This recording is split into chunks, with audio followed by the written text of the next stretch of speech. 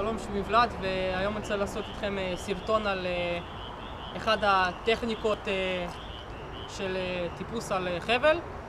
הטכניקה נקראת פרוג, או חלק קוראים לה רופ ווקינג. זה הטכניקה שהיא הכי יקרה מבחינה של ציוד, אבל הכי מהר אפשר בעזרתה לטפס על חבל. אז מה שאנחנו צריכים זה למעשה כמה דברים. קודם כל, אנחנו צריכים שיהיה לנו ג'ומר יד.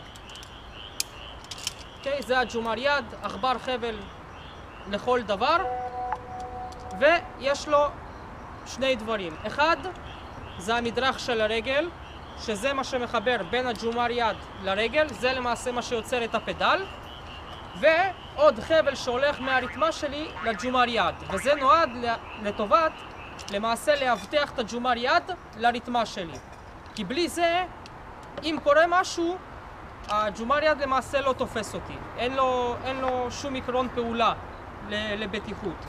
אז קודם כל מה שאני אעשה זה ישים את הג'ומר יד על החבל. אמצעי נוסף זה קרול חזה, חלק גם קוראים לו ג'ומר חזה. זה אותו עיקרון כמו הג'ומר יד, פשוט שהוא מתחבר לחזה. אוקיי? מכניס, נועל אותו וטיפה מותח אותו. האמצעי הנוסף שהוא גם כמובן צריך, זה הפנטין של הרגל. אוקיי? אותו עיקרון כמו ג'ומר יד, כמו קרול חזה, פשוט על הרגל השנייה.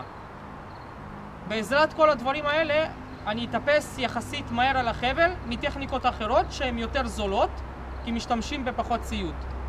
וכמובן לא נשכח את הרתמת חזה, שהיא למעשה מחזיקה את קרול חזה במצב מאונח לגוף ומאונח לחבל. אז מה שאנחנו נעשה זה דבר פשוט, נמתח טיפה את החבל, נתיישב, נראה שהכל תופס, נשים את המדרך רגל על רגל שמאל, כי אני שמאלי, ונשים את הפנטין על רגל ימין, וככה למעשה נתחיל לטפס.